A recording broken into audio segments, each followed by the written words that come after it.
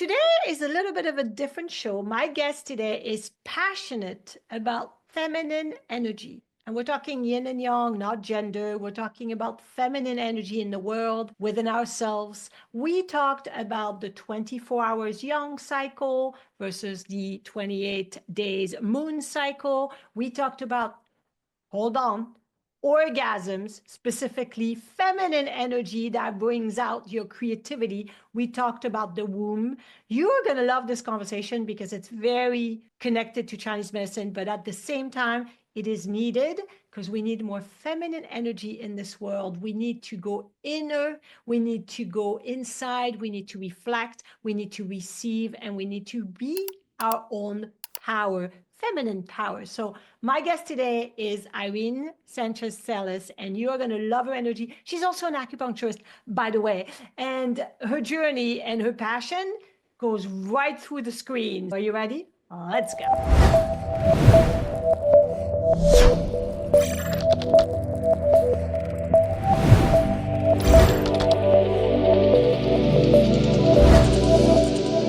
Welcome to the AcuPro Show, Irene Sanchez-Celis, which I should call you Irene because you're from Mexico and your first language, like me, is not English. So I love that we have this in common. You are an acupuncturist in British Columbia, Canada, not far from Vancouver for people that are listening.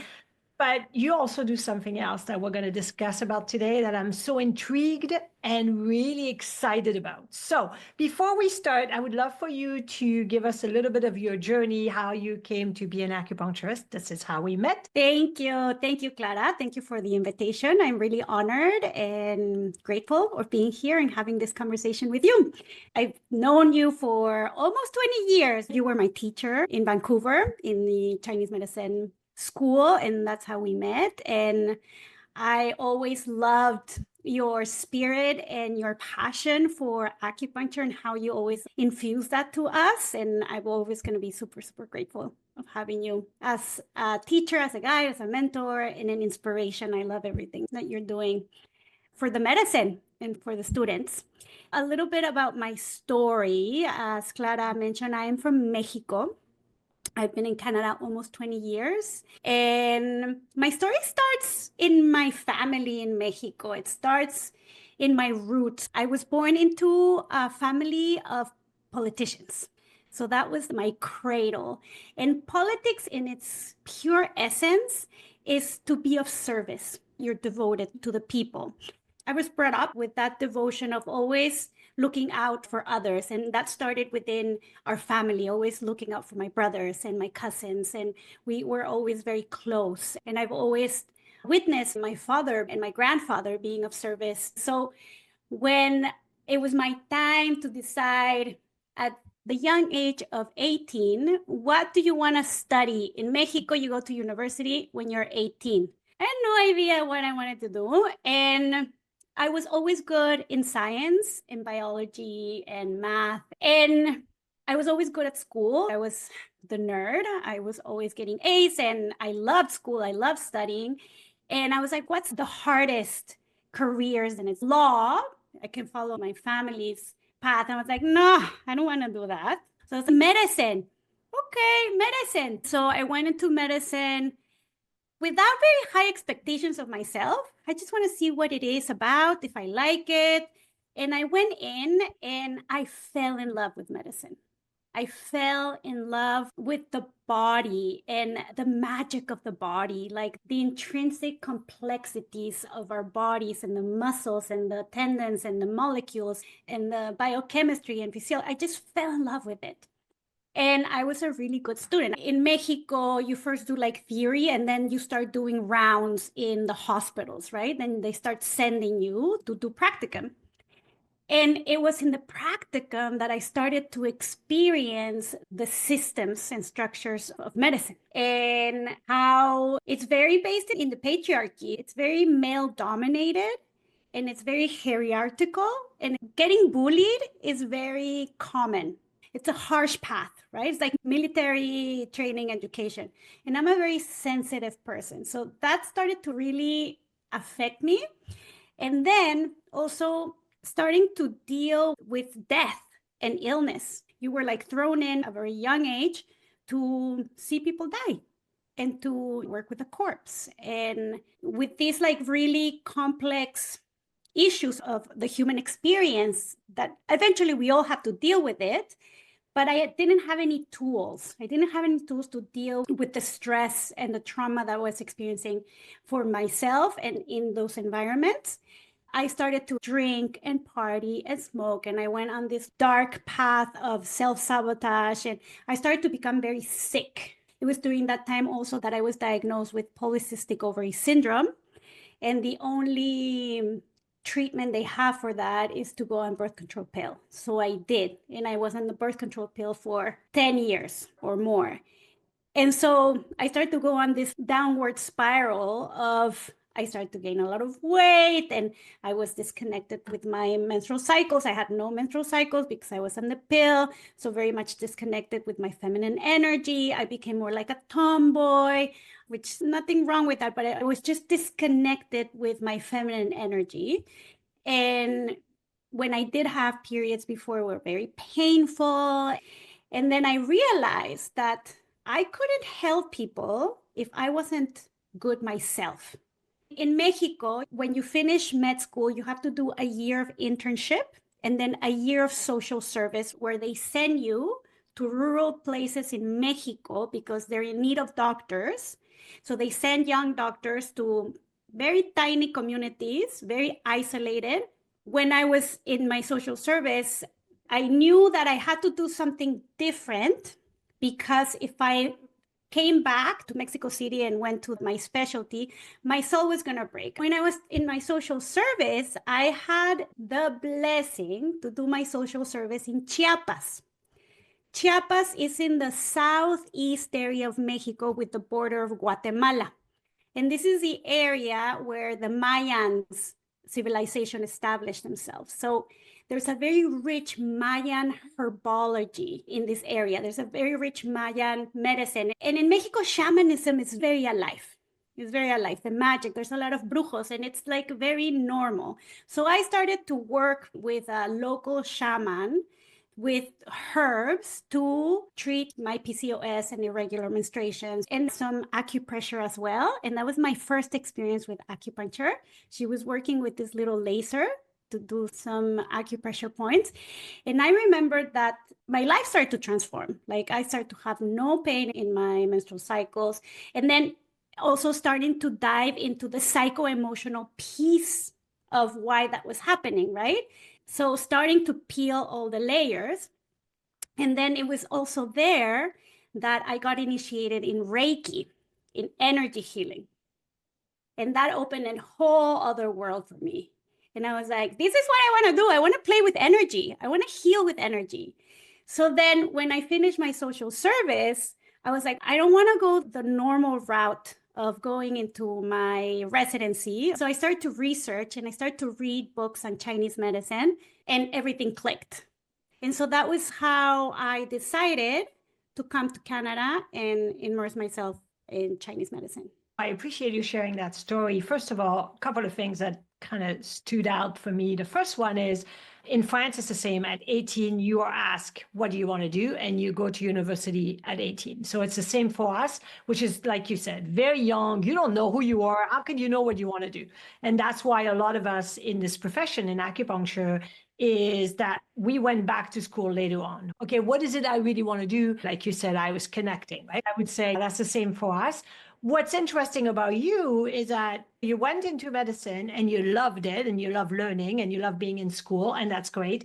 One of the things that I would say is interesting is you were open to non-so conventional medicine, like seeing a shaman, looking at botanic and herbology and energy medicine, which is very non-conventional for people that go into medical school. So that's the first thing, is that for you to open your mind and go, you know what, I'm open to this. Let's see what happens. Let's see if that can help me. So of course you had an amazing experience, which brought you to the next stage. But that's the first thing that was amazing about you. It's your openness.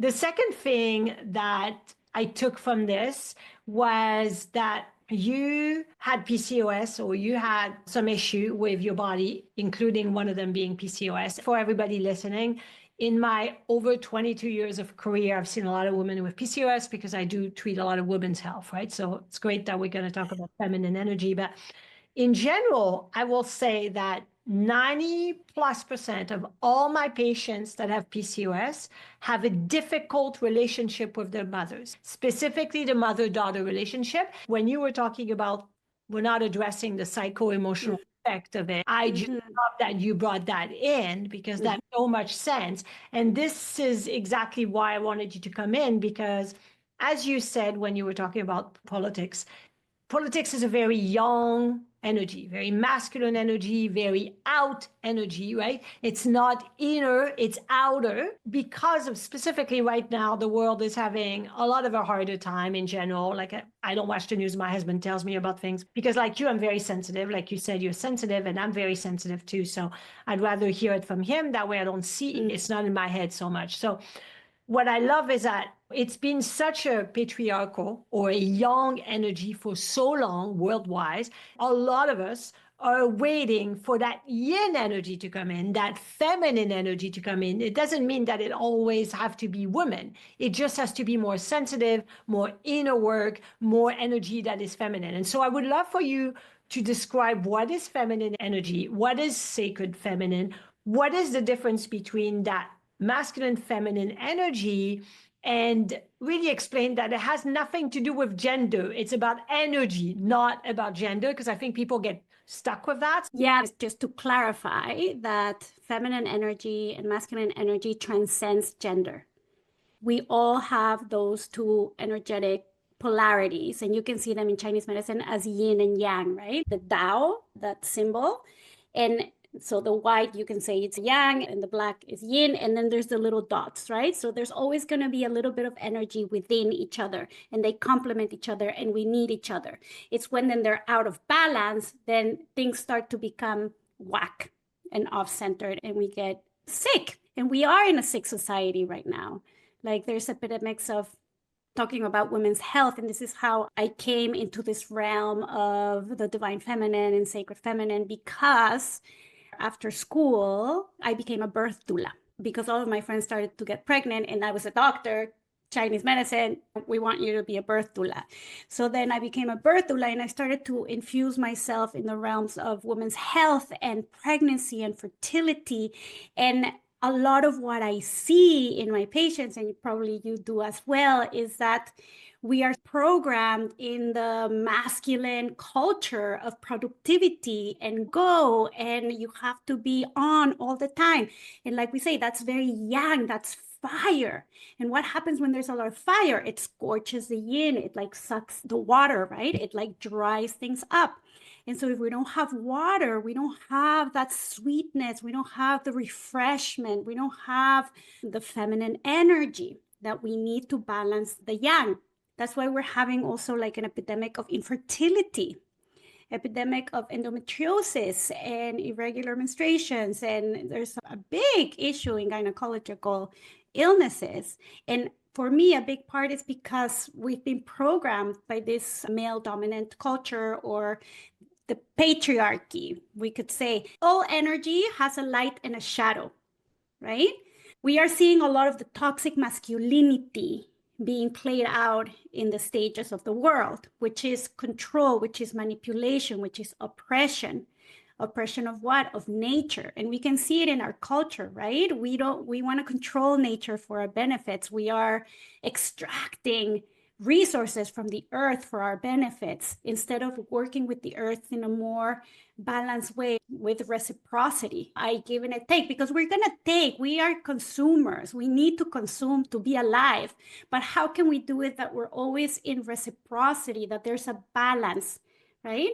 And then in the feminine energy, there's also going to be toxicity.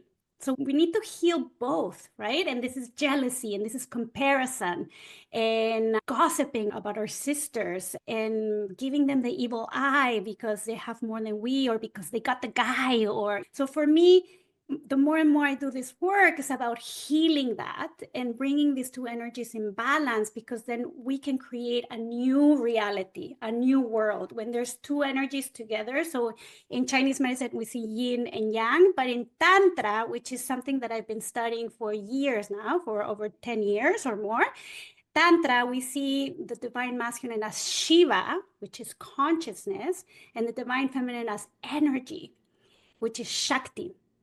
And together they come and they make love.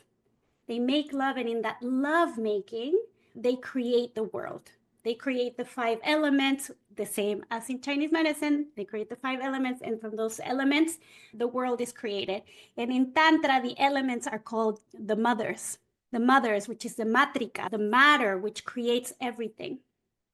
It's a great start to talk about how feminine energy versus masculine energy has nothing to do with gender, but it's nothing with energetic. And I love that. It's we all know introverted versus extrovert. It's a when you self-care, inner work, child work, right? Anything, you're going inward, you're doing yin or feminine energy. When you're going out there, because you need both for balance, and you're doing work outside, you're connecting with people, you're connecting with friends, you're having a relationship, whatever you're doing, it is going to have a balance. And I think sometimes we go one way or the other too much. And you absolutely think that really trigger me is when you say we are so used to have masculine energy that we go do.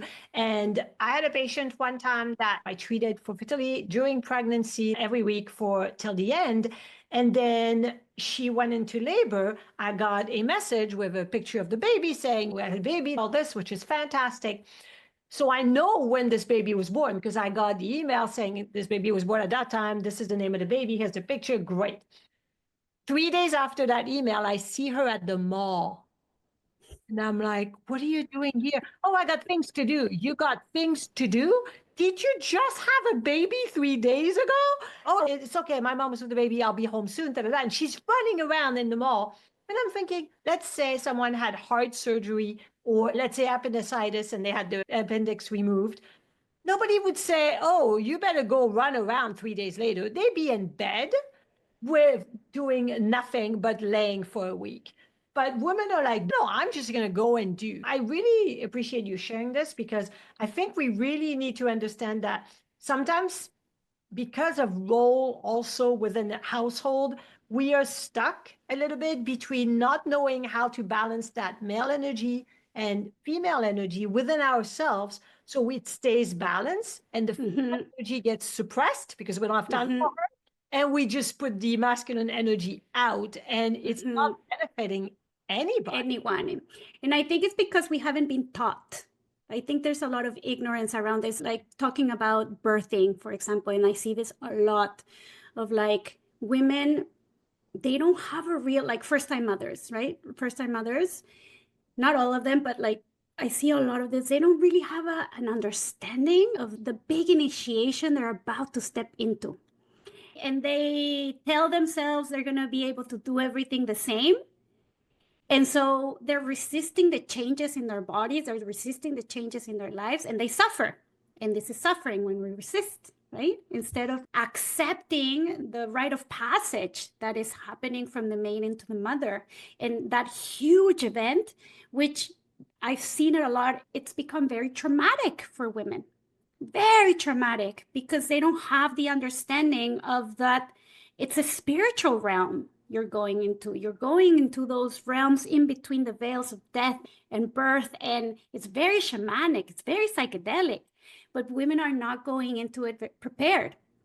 And the same with rites of passages, right? Going from being a little girl to a woman when we start bleeding and understanding the energetics of our cycles. I feel like women, we have a big opportunity in our bleeding years to connect to this wisdom of the feminine energy and masculine energy within our cycles, because we are cycling within cycles. We're moving, we're spiraling, right? Within our cycles, and they're very much connected to nature. And there's a lot of wisdom there that women, I feel, are not tapping into.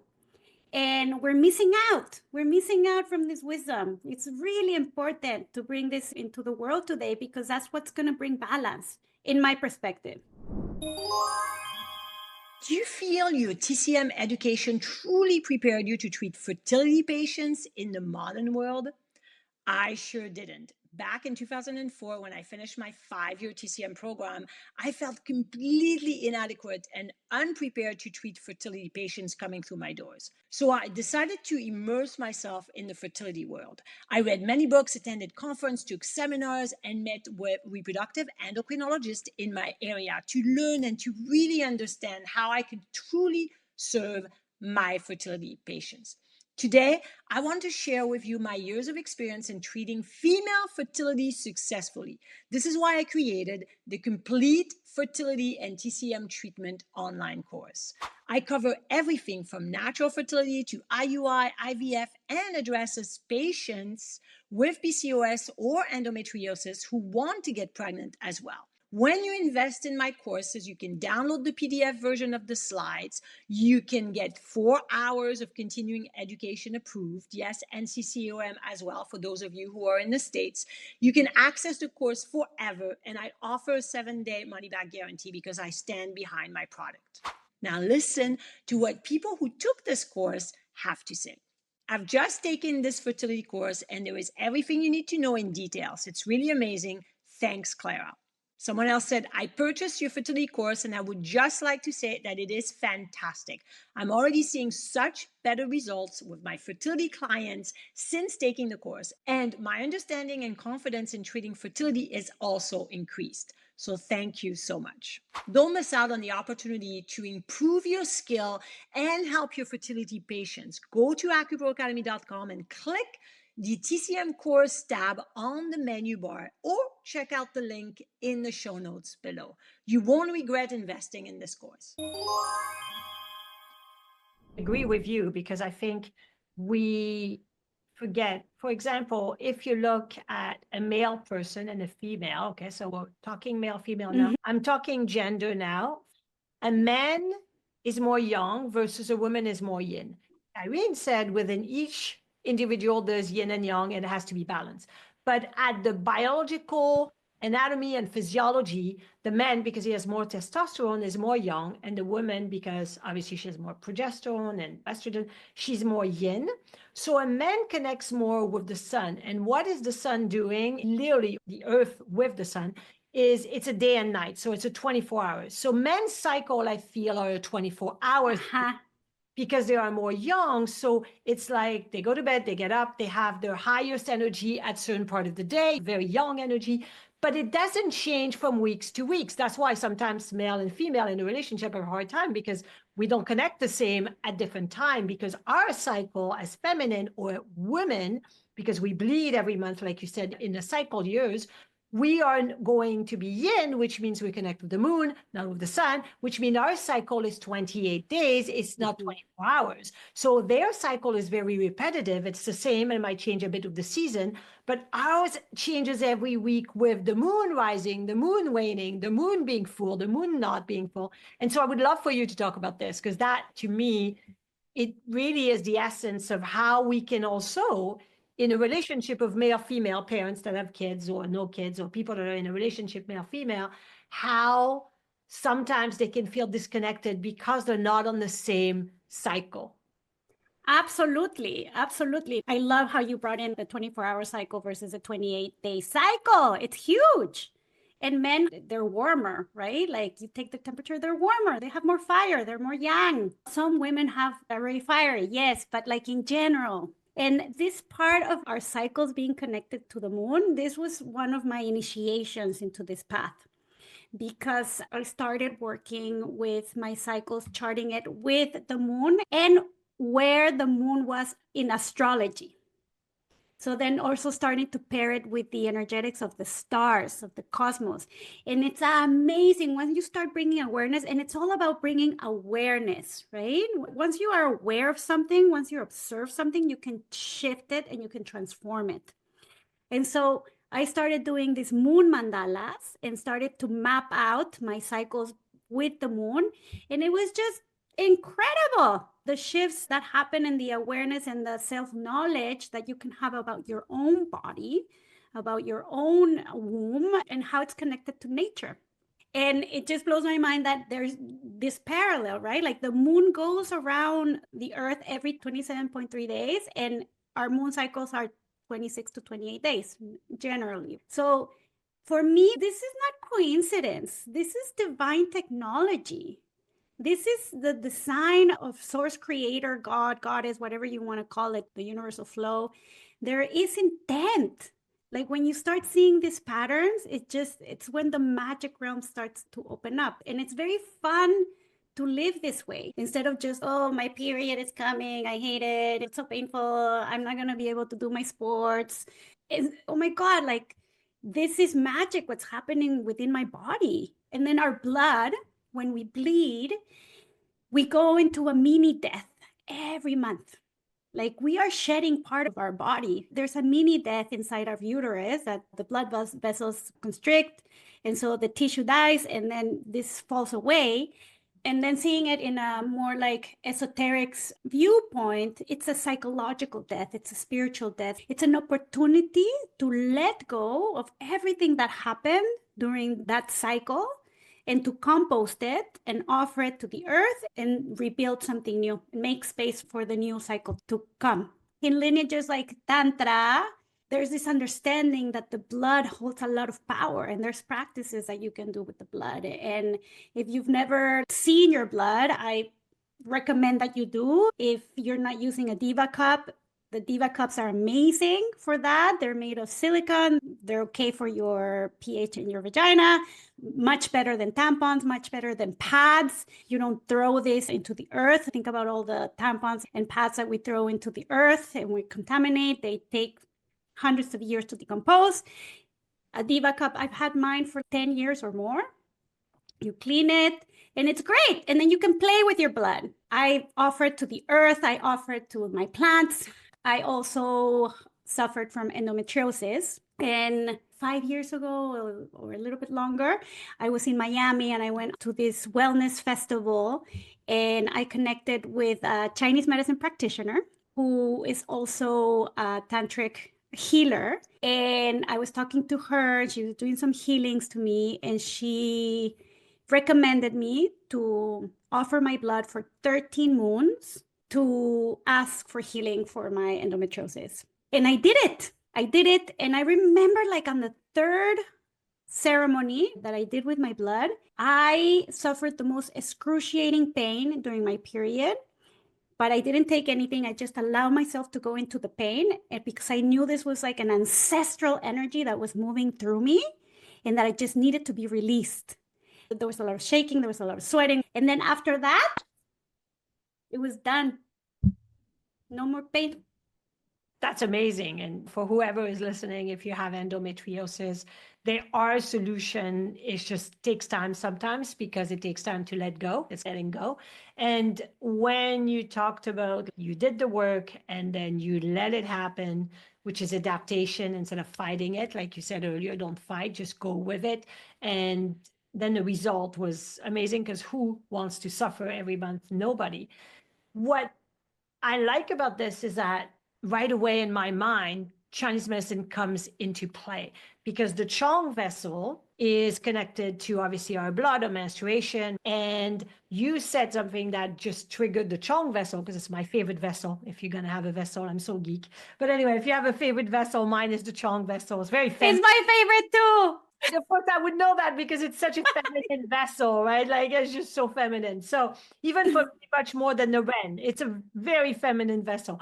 And you said my ancestral blood came out, and the Chong vessel is where intergenerational trauma is stuck. When you get rid of all that blood through the Chong vessel, you are getting rid of all that ancestral past that you've been carrying from other people. Thank you for that because I see the parallel so quick. You can expand on that, but my question to you is how do you incorporate the feminine energy, the sacred feminine, trying to really bring patients to understand this concept when they don't know it, when they're very young, masculine energy. How do you incorporate this in your practice? Yes, I work a lot with women, and the number one thing is start to connect with the rhythms. So I use a BBT chart a lot, the body-based temperature, where you take your temperature and you start charting.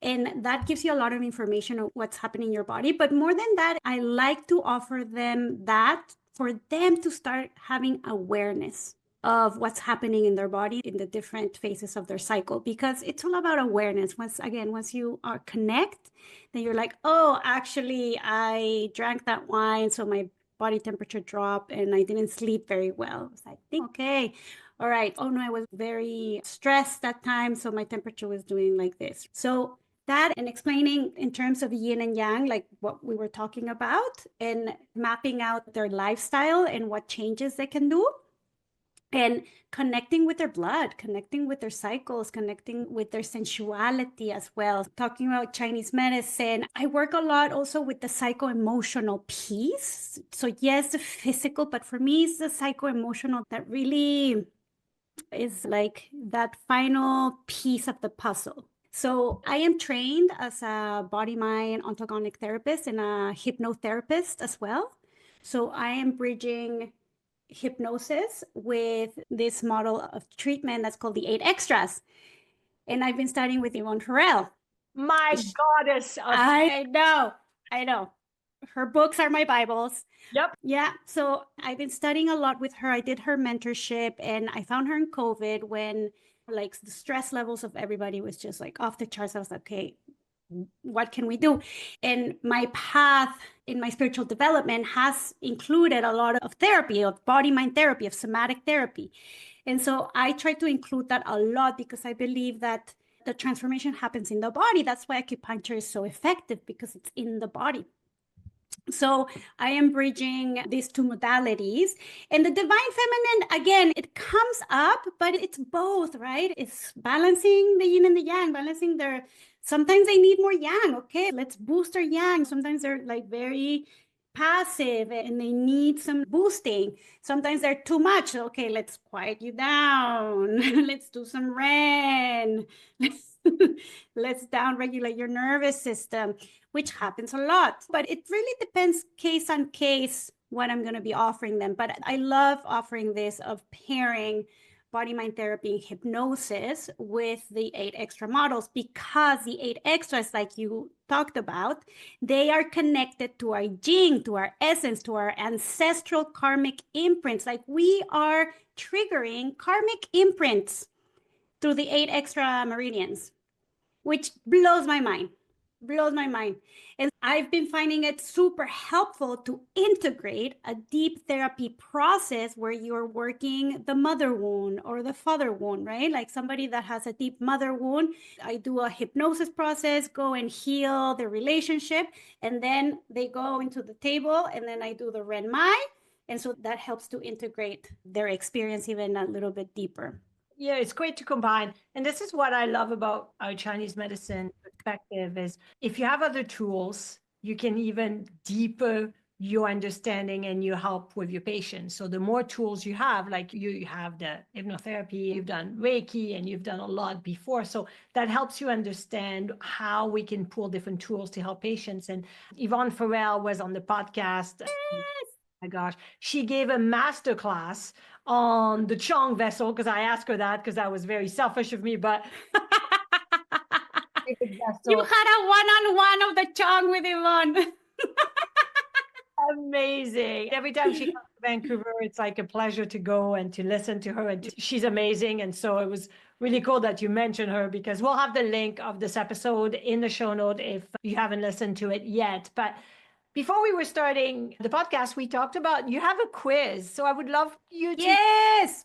what this quiz is about. It's completely free, but it gives you an understanding, because I would love for people to take the quiz. The link will be in the show notes below for everybody to take it. But tell me about this quiz, because I want to take it. I'm excited. It goes with your question about what do I do to help women connect with their divine feminine. A lot is connecting with their womb space. So I created a womb quiz. It's a holistic health assessment of your womb based on Chinese medicine principles. So you go It's so fun. And so you'll get a diagnosis or a result based on Chinese medicine frame view. And so there's 5 types of womb. You have a damp womb, cold womb, hot womb, stagnant womb, and healthy womb. And so based on your result, then you'll receive a free PDF with some self-care, holistic rituals that you can do, womb massages or yoni steaming or herbs or very specific to your unique result. Because the idea is that our womb as women is our power center. Like I mentioned, right? Like it has the capacity to compost, to alchemize, to transform old energy into new energy. It's constantly in this renewal process, right? The womb. And energetically and spiritually, it's like an oracle. When we tap into our wombs, we are connected to that divine inner feminine wisdom that we all have. We're just being severed from it because we're living from our head up. We're not dropping into our bodies. We need to drop into our bodies, lady. We need to connect. And sometimes that can be uncomfortable because there's pain, there's disbalances, but this womb quiz, the intention is to help you to come back into balance, to help you to come back into alignment and to start connecting with your womb. So that's the intention. And then you'll get a free PDF with rituals. I also have, you'll get an invitation to a free workshop that I'm doing called Womb Awakening. And this is in May. And this is related to sacred sexuality. And because this is another passion of mine of helping women reconnect with their sexual energy as sacred, moving from shame to sacredness. Because our sexual energy is our most powerful energy, like it's creative energy, right? It's what we are. We all come from that energy, but it's been corrupted. And for me, it's a very big piece of these times that needs healing. And so that's what I'm going to be offering. It's called Womb Awakening. It's a 3-hour sacred sexuality workshop, completely free. And so we'll give you the links if you want to join, and I would love to have you there. Oh, that'd be great. Actually, it's interesting you talk about this because that's a big thing too. I feel there was also a disconnect with our sexuality, specifically in North America. Coming from France, when I came here, you probably are the same because you're Latina. It was very interesting because it's very shameful. It's behind doors. Nobody can talk about it. In France, it's very open. Like it's just very open. Like even when you watch a body. So for example, growing up on TV, there was commercials, and one of the commercial was from shower washing gel kind of thing, right? And this lady is in the shower washing herself. You see everything. There is no not seeing her glutes or her breast or anything. You see her whole body. She's showering. It's not sexual. It's just you washing, right? Here, it would be scandalous to put a naked body on TV, right? So it's very much, you're right. It's a bit of a shame thing. And I've had patients over the years where I'm like, so how's your libido? Just question after babies, things happen. When people are concerned, some women are concerned, they're like, oh my gosh, it's so low, it's really hard. How can I get it back? So they are looking for it. However, I've had women that are like, oh, it's low, but I don't care. Like, and it's like you're 35 years old. It's because they're so exhausted, they're so into their, like you said, not in their body, that this matters no more. But then I'm like, okay, this is part of your being, right? It's life. It's life. So it's life force. How do you handle something like this if a patient says, my libido is gone or whatever, but I don't care? Because obviously it's their choice and their right to not care. But how does that impair their body physically and emotionally? Absolutely. If you shut that energy, it's like you shut your creative energy. You shut your uses. So it's like you're damping your life force. And this is a big problem because we need more women that are empowered. We need more women that are like lit up to make a change in this world because we need you ladies. And it happens a lot. With those cases, it's always a sensitive theme. I always try to investigate more. I'm always like staying curious. Where is this coming from? Have you always felt like this? Is it something recent? Have you? And then starting to investigate their sexual history, right? Like their first sexual experiences. Have they been abused? Have they been in all of it? and then starting to put the pieces together. And then from there, giving them solutions, right? So a lot of the times there's repressed emotions or experiences that are like blocking that. And we need to bring that into the awareness, but it has to be done also in their time. So you offer it. It was like, okay, I have this. You want to do a hypnosis to go into that experience and transform it, or we can keep working with the Chong or the Dai. For me, this is a very important piece that we need to bring forth. And it's my passion and my devotion right now to help women reconnect with their sexual energy and in their womb spaces and become more lit, more in their bodies. And because when you connect with your sexual energy, like it's healing, right? Like a full body orgasm, it's like doing Qigong for 10 hours. So one full body orgasm or Qigong for 3 hours in one posture. Yeah. Let's choose pleasure. Why suffer? And so what happens when you orgasm is that when you're having a positive, healthy, nurturing sexual experience, all your meridians open up. All your chakras open, expand, and they get cleaned. So it's like an energetic cleanse that you get. And not only that, you get infused by chi, by life force. And what do we hear a lot today? I am tired. No? It's like, yep. I am tired. All the time. I'm exhausted. I'm exhausted. I'm exhausted. And I'm guilty as that as well. But we're superwomen. We can do it all. And so we put this in our head and we put so much pressure to do everything. Don't ask for help, but we'll help everybody else except ourselves.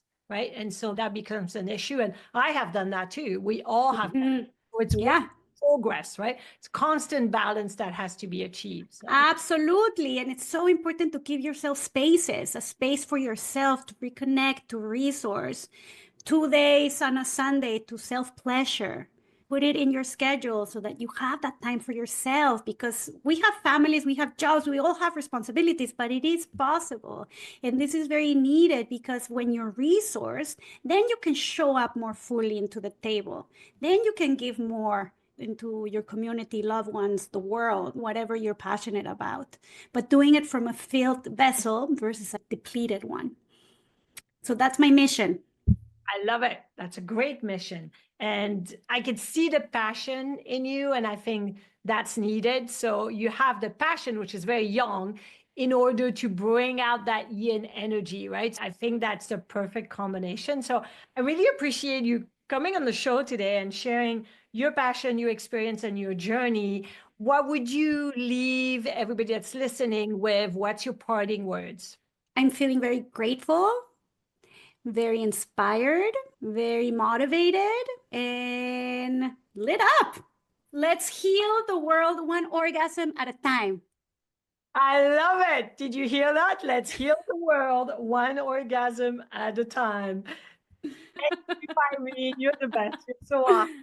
Thank you, Clara. So good. Thank you so much for coming. And we'll have all the links below on how to reach you for the quiz, for also the free course you're offering. So people, if they are interested to get more, because I think that would be so much fun to participate in that course as well, specifically because I think it's needed. So thank you for doing this. Gracias, Clara. Thank you for having me. This was so fun. De nada, de nada. Merci beaucoup. Thank you so much for spending your time with me today. I truly hope you benefited from this episode, and I would love for you to share it with a friend that may benefit from it as well. Follow the show, leave a review, and if you want more, go to my website, acuproacademy.com. I have tons of resources there with treatment protocols, case studies, free courses, and so much more. And connect with me on all social media at AcuPro Academy. I'm on YouTube, Instagram, Facebook, X, Pinterest, and LinkedIn and TikTok. And no matter what, keep rocking it using TCM. Please listen to the disclaimer, because the AcuPro Show podcast and material shared through AcuPro Academy, which is a subdivision of Natural Health Sense Incorporated, are designed solely for educational and entertainment purposes. The utilization of information from this podcast or any associated material is at the user's discretion and risk. This content is not meant to replace the guidance of an acupuncturist, Chinese medicine doctor, medical doctor, physician, or any qualified professional, nor is it a substitute for proper diagnosis or treatment.